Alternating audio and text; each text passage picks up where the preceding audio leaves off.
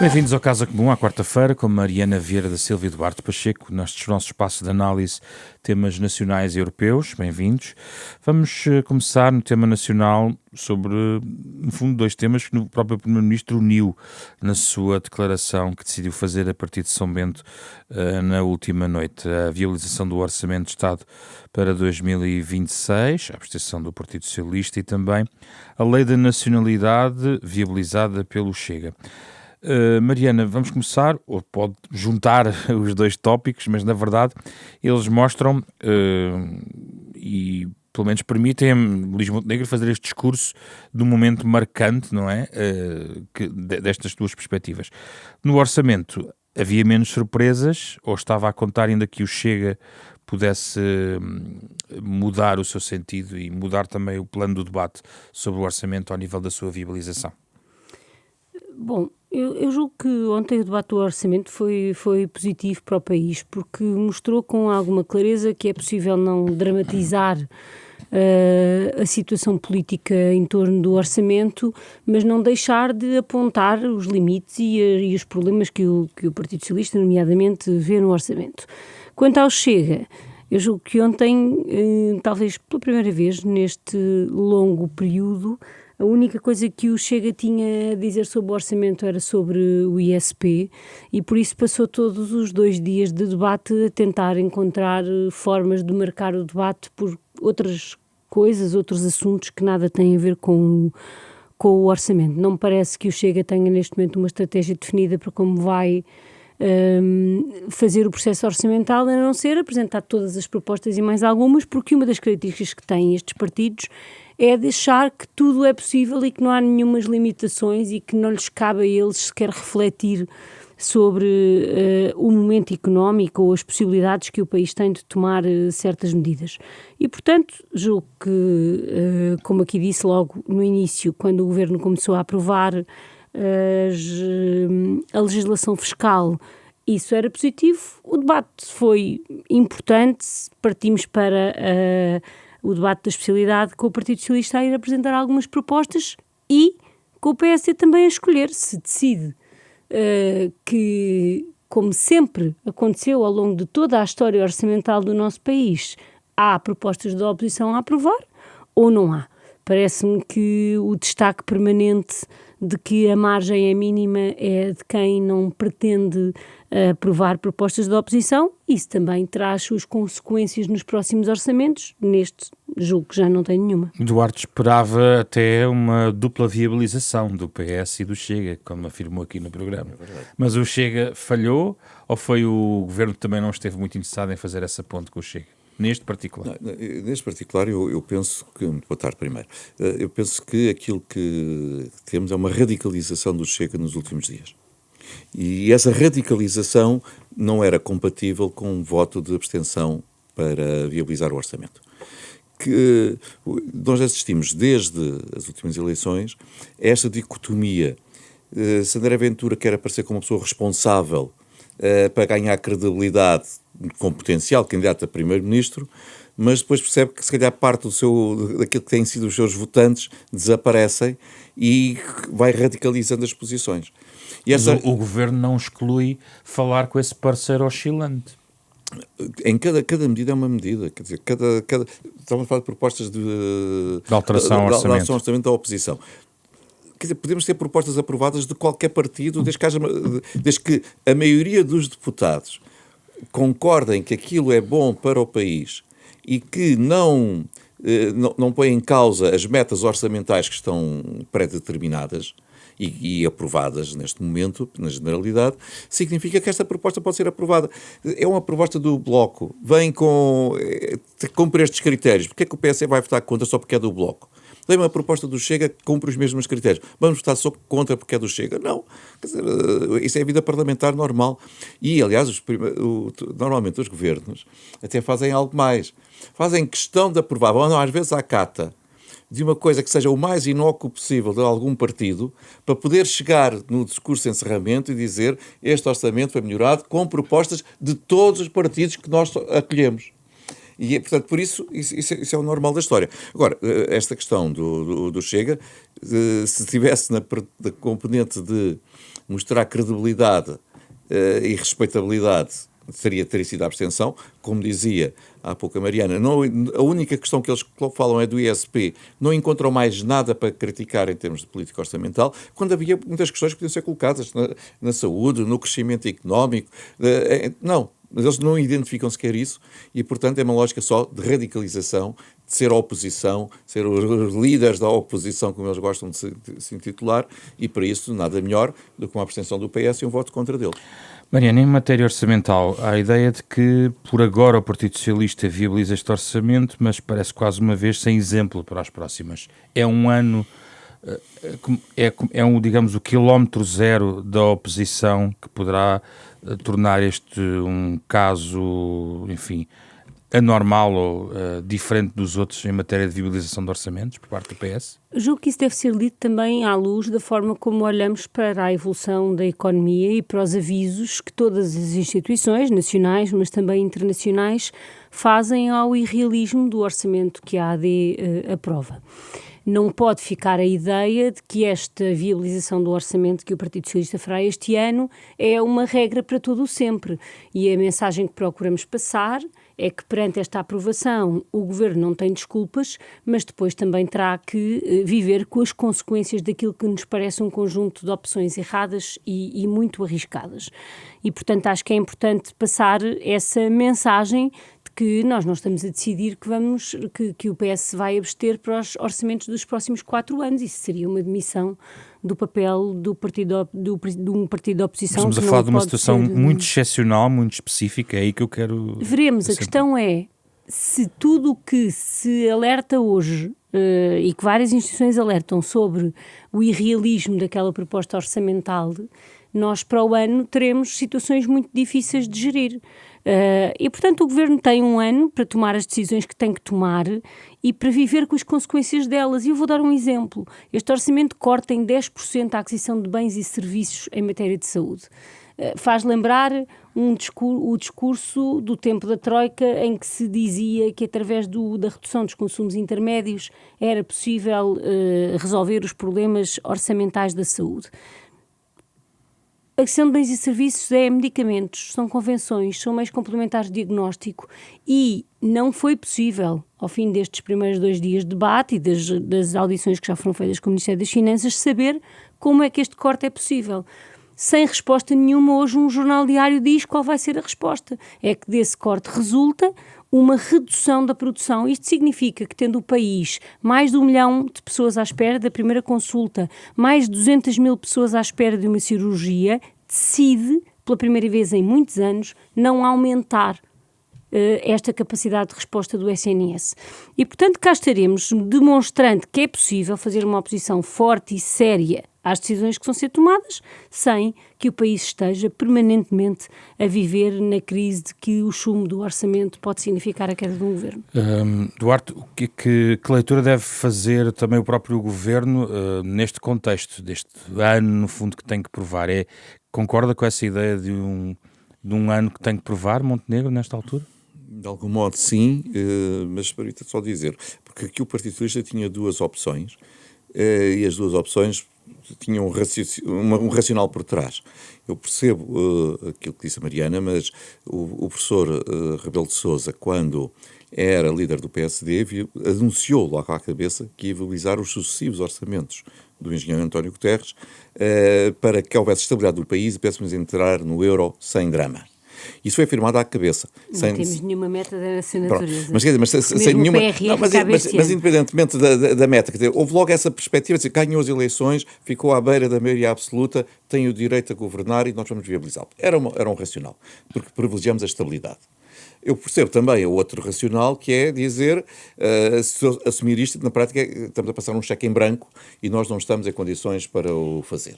Portanto, pode ser este racional também. Como é que o Governo deve administrar esse cenário? É aquilo que nós temos estado a conversar já há algum tempo, que tem que aparecer resultados. Eu acho que é sobretudo aí.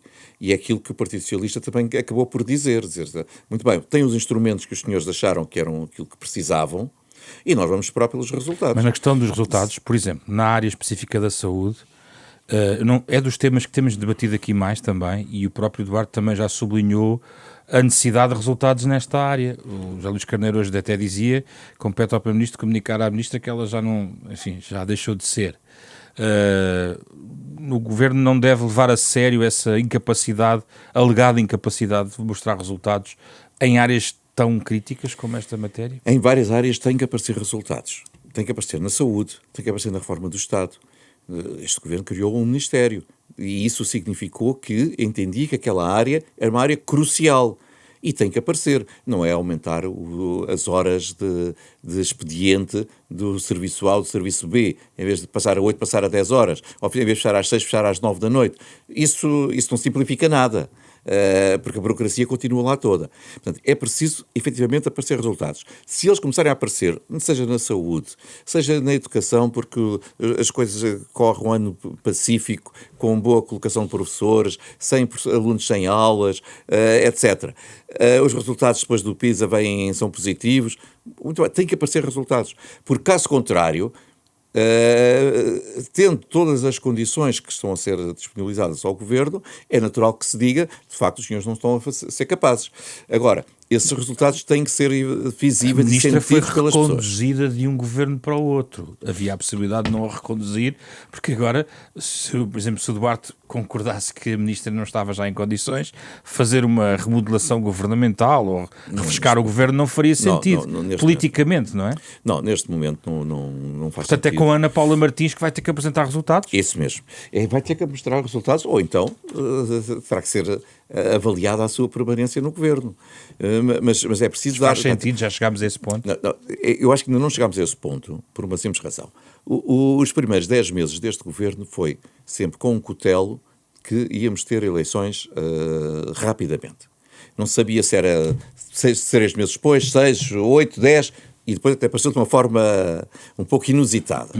Mas isso significa que durante aquele ano, e esse comentário fizemos aqui várias vezes, que o Governo não provocou grandes reformas, tentou resolver problemas, tentou cativar até algum eleitorado para esse eventual combate eleitoral. Não é agora o caso. E, portanto, agora com mais tempo de governação, as pessoas já vão dizer se as opções foram as corretas ou não foram as corretas, porque querem ver resultados. Já agora, esta questão da redução de 10% na área da saúde, ora bem, nos contratos externos, contratos a terceiros, é claro que a ministra vai ter que dizer que se consegue fazer os mesmos serviços com recursos internos. Se houver investimento em determinadas áreas da saúde que não necessite de contratualizar fora, claro que tem aí uma poupança. Não pode ser pela menor prestação de serviços de saúde, porque isso os portugueses não aceitarão.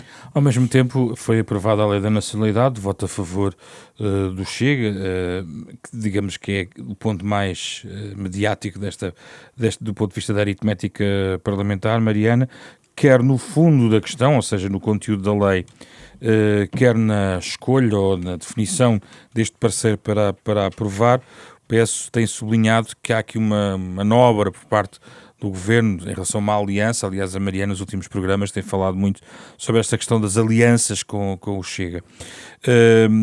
Pergunto-lhe desde logo na letra da lei se há condições efetivamente para contrariar a lei depois do ponto de vista da constitucionalidade.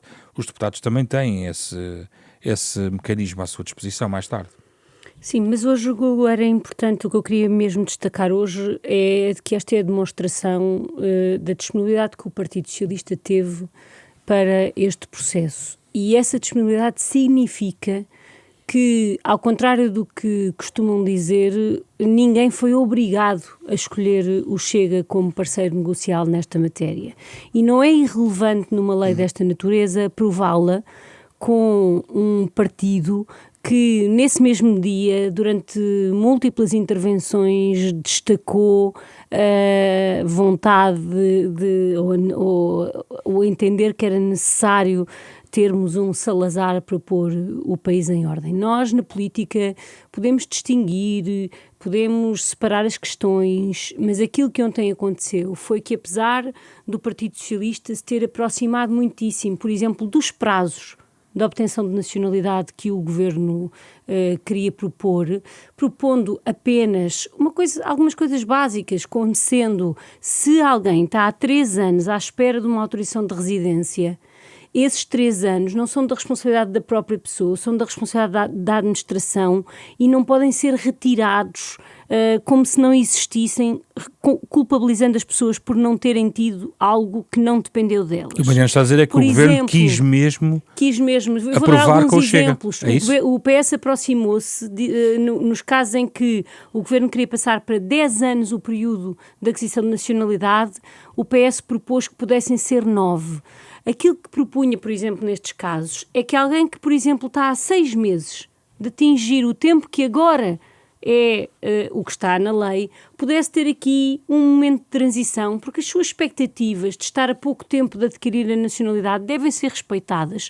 Coisas completamente de bom senso que o Partido Socialista propôs e que o PSD decidiu não aceitar para poder negociar com quem sempre quis negociar esta matéria e para poder, e perdoem-me, mas nós estamos na rádio e na rádio a imagem não é o centro, mas quando o Primeiro-Ministro ontem aparece a dar uma conferência de imprensa no sítio onde sempre dá, e em vez de ter a bandeira portuguesa e a bandeira da União Europeia que sempre tem, escolhe fazer uma conferência de imprensa com 6 bandeiras nacionais, copiando imagens que noutros países utilizam, julgo que fica muito ilustrado, até do ponto de vista da imagem. Eu não tenho nada contra haver 6 bandeiras nacionais ou 10 bandeiras nacionais, mas não vou deixar de interpretar que ainda há poucos dias tinha dado uma conferência de imprensa naquele mesmo sítio e não era essa a imagem com que escolheu falar e, portanto, acho que há aqui mesmo um discurso de aproximação,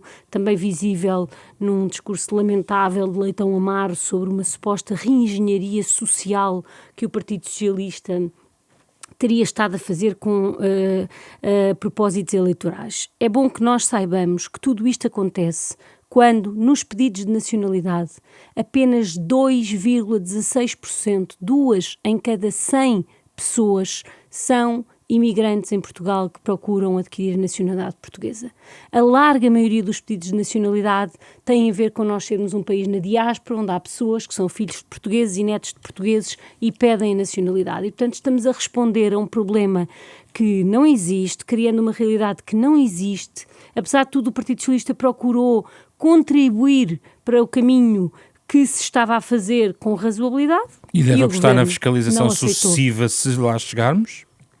Julgo que essa é uma reflexão que o PS deve fazer, mas hoje queria mesmo destacar, porque o trabalho do PS, e no caso do meu colega Pedro Delgado Alves, foi de intenso trabalho para procurar um consenso. E procurar consensos tem que ser algo que todos fazem, não é? E julgo que quando se vê o caminho que o Partido Socialista fez de aproximação, é impossível não reconhecer que se tentou que esta lei não fosse aprovada como partido que, existindo e tendo o seu espaço parlamentar, 60 deputados, não podemos esquecer o que naquele próprio dia disse no Parlamento Português. Duarte, ontem o Primeiro-Ministro não fez apenas uma declaração, abriu a perguntas, e numa dessas perguntas foi questionado sobre o facto de estar a aprovar como partido que tem cartazes na rua com determinados dizeres que têm sido muito, muito comentados, nomeadamente em relação ao isto não é o Bangladesh e outras questões.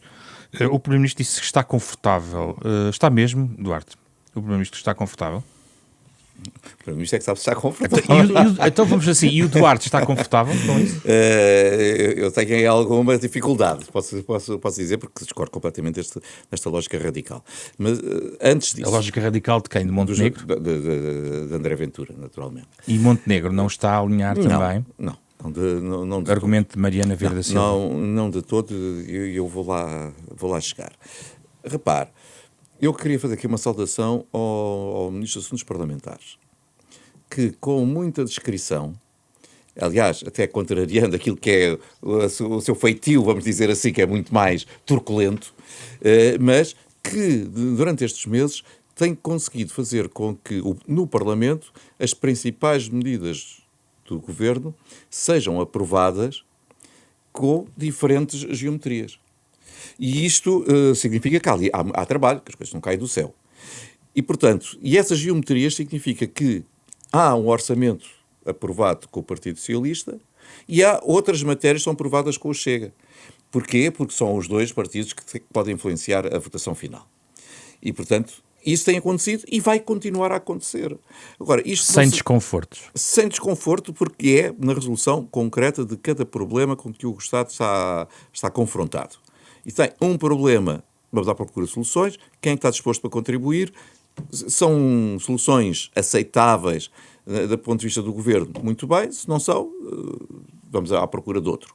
Ora bem, e aqui, isto para chegar então à lei da nacionalidade. E ao questão dos cartazes, e à questão dos cartazes, etc. Em primeiro lugar, eu, como é óbvio, fico com qualquer pessoa, não é qualquer pessoa, mas com muitas pessoas, ficam horrorizadas com aquele tipo de cartazes. Quer dizer, não só pela xenofobia que representa, quer dizer, eu por feitio, sou institucional.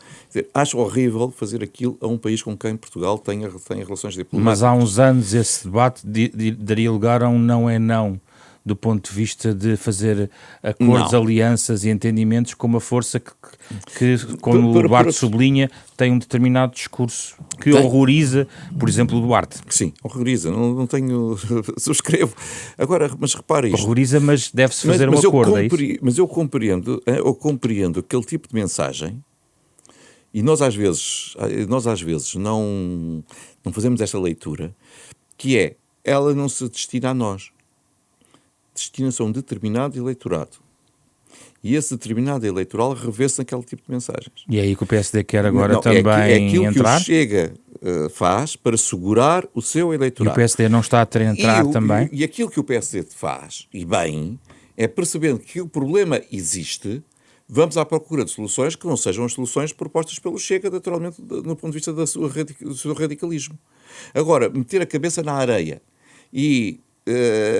porque isso está na agenda do Chega, eu não vou falar do assunto, não vou à procura de solução para o problema, isso é que eu acho que é errado, porque tem um efeito perverso, é que as pessoas dizem, pois o único que fala a verdade é aquele, e por isso os outros são politicamente corretos, mas depois não dizem as verdades que nós sentimos, e por isso é que nós vamos continuar a votar neles e a não dar é cada vez mais arriscada esta opção, essa opção não tem riscos, exatamente pelo todo o contexto que o Chega neste momento está a levar para as ruas, até com cartazes?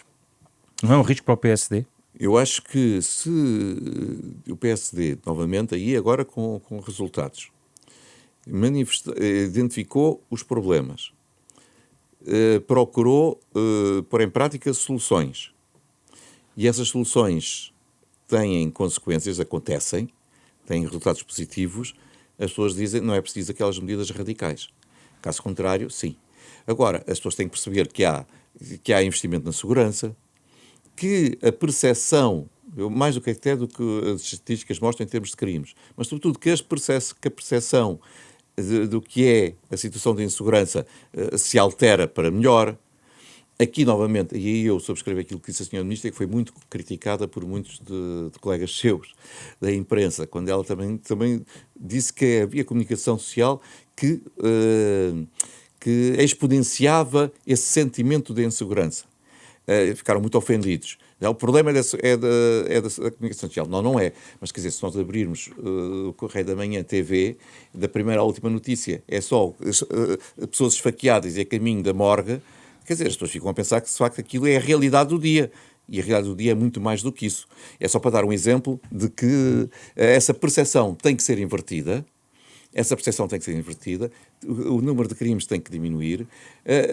A imigração temos de ser capazes de integrar, e a partir daí temos condições de que esse eleitorado, que hoje está assustado com esses problemas, passe a poder confiar noutra força política que não o Chega. Escutamos o nosso tema nacional, vamos ao tema europeu. Vamos falar sobre a China. Está um pouco na linha de vista da nossa atualidade, por várias razões. Houve uma cimeira da ASEAN, um foco mais na Ásia, a presença também de António Costa nessa cimeira. Obviamente a China é hoje uma força incontornável do debate político internacional. António Costa, na sua declaração no encontro com O primeiro-ministro chinês sublinhou também a importância da China para pôr fim, por exemplo, à guerra contra a Ucrânia, e temos este encontro Putin com Xi. Mariana, este olhar à Ásia é também para a Europa uma forma de marcar também uma presença autónoma quando Trump está interessado também numa conversa com Xi em relação a um conjunto de assuntos. É a Europa a marcar uma posição ou é inevitável que Trump domine por completo esta relação entre o Ocidente, digamos, e a China? Bom, duas dimensões que são distintas. A partir nas nossas primeiras conversas sobre as tarifas, foi sempre claro que o único caminho que a Europa podia seguir, além da negociação, era poder diversificar as suas relações. E na mesma semana que se diz que a Europa tem a expectativa de poder terminar e concluir o processo do Mercosul até ao fim do ano, também diversifica contactos com a China, que tem, além de todas estas dimensões adicionais no que diz respeito aos condutores, às matérias-primas, às matérias raras e a todo um tema que vai marcar muito provavelmente a economia do mundo e, portanto, não faz sentido que a Europa não tenha uma voz autónoma e que até não possa, em alguns destes casos, beneficiar das relações tóxicas que Trump vai criando em todo o mundo. E, portanto, deve ser esse o caminho de diversificar as nossas relações económicas e de não as ver apenas como tendo uma única saída. Em segundo lugar, na vida, nós temos que saber que se nos afastamos de determinados parceiros, e na geopolítica não é distinto, aproximamos esses parceiros de outros de quem, neste caso, nos queremos defender como Putin e, portanto, também em matéria de segurança, manter essa relação próxima, sabendo que em alguns momentos pode haver interesses comuns entre a Rússia e a China, mas se os interesses comuns entre a Europa e a China também existirem, nós dificultamos, digamos assim, essas aproximações. A União Europeia é o terceiro maior parceiro comercial da ASEAN, no fundo, a entidade que junta vários países asiáticos, uma grande estrutura. Lembro-me recentemente também entendimento com a Indonésia por parte da União Europeia. Isto significa que a União Europeia está, de facto, acordada para o lado asiático na diversificação que está a tentar fazer? Sim, indiscutivelmente. E tem algo ainda mais interessante para mim, que é o protagonismo que o próprio Presidente do Conselho, António Costa, está a ter.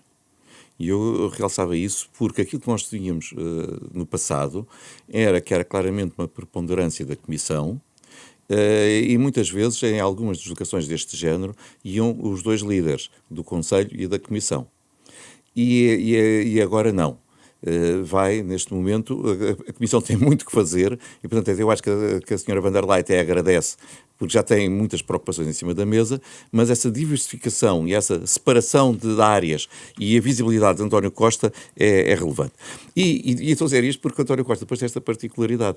Eu não sou socialista, sou insuspeito. Bem sabemos. Bom, ainda bem. Insuspeito de uma amizade pessoal, há um bom relacionamento, mas não é nesse nível, mas há uma coisa que ele tem de boa, que é a grande capacidade de diplomacia de formar entendimentos e consensos.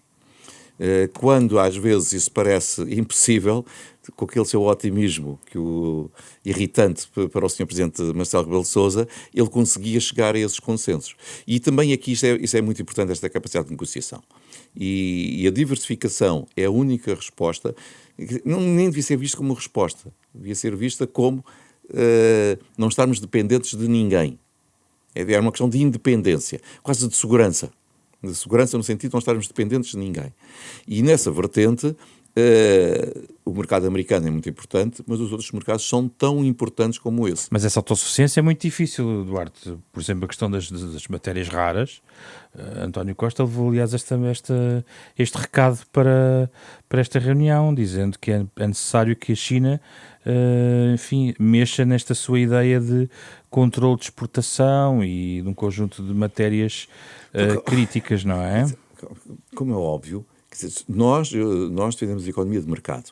E a economia de mercado significa, precisamente, que os produtos devem circular de acordo com as regras do comércio internacional. A China não é propriamente esse parceiro. É um parceiro que tem uma economia controlada, uma economia que, independentemente de hoje ter já muito investimento privado, continua a ser controlado pelo Estado e pelo Partido Comunista Chinês, aquilo que é feitas autorizações de investimento, se a banca pode ter ao X ou Y de capital estrangeiro, se os seguros podem ter capital estrangeiro e se matérias raras podem ser colocadas no mercado de uma forma muito mais liberta. Mas o que Trump vai lá fazer vai pedir que haja entendimento comercial entre Estados Unidos e a China neste domínio, por exemplo. Quer ele, quer nós. Por isso é que António Costa também não é Trump que está 2 ou 3 passos à frente em relação deste ponto de vista? Vamos ver qual é a estratégia que os chineses e a liderança chinesa vai perseguir. Se é dar isso a Trump para evitar tarifas ao nível em que estão hoje... 100% a partir de 1 de novembro. Se é isso, ameaça, ou se pelo contrário... têm uma contramedida nessa vertente e preferem comercializar esse tipo de produtos com a Europa em vez dos Estados Unidos, mostrando também aí que não está dependente da América nessa sua vertente. Mariana, sobre este tema? Logo em julho, quando Ursula e Costa se deslocaram em conjunto à China, esse foi um dos temas abordados e, portanto, não diria... que há aqui alguém à frente. É evidente que, do ponto de vista da China, há aqui uma relação com a dimensão do setor automóvel e negociações que a União Europeia também tem que fazer e, portanto, a questão é nós temos, podíamos nunca ter experimentado, mas experimentámos coletivamente durante a pandemia as limitações que o acesso a determinados bens, mas em particular a determinados materiais, podem ter consequências muito, muito sérias e por isso julgo que cabe à Europa representar no fundo, aqueles que continuam a olhar para o mundo da mesma maneira. Enquanto Trump vai radicalizando a sua posição, a Europa poder ser um parceiro fiável. Temos isso do nosso lado. Sabemos o que é que temos de dificuldade, que é muitas vezes alcançar consensos. Nestes temas, apesar de tudo, eles são mais fáceis. E a nossa vantagem é sermos parceiros mais fiáveis, que em princípio no dia seguinte não vão mudar radicalmente de posição sobre uma matéria. Acho que a importância da Europa ter identificado cedo esta questão e estar há já vários meses, anos a trabalhar nela e os países individualmente também, enquanto estivemos no governo, António Costa também fez múltiplas viagens à China, à Índia, precisamente nesta perspectiva. Se um país quer desenvolver a sua economia digital ou se quer afirmar na área energética, não pode não ter relações e assegurar o acesso a determinadas matérias-primas. Isto também mostra que o poder que a China tem no mundo das próximas décadas é enorme e que não existe nenhuma forma de, quaisquer que sejam as tarifas, poder viver sem essa relação. Duarte, só para fechar muito rapidamente, é uma utopia pensar que se pode convencer a China a tentar ajudar a acabar com a guerra na Ucrânia?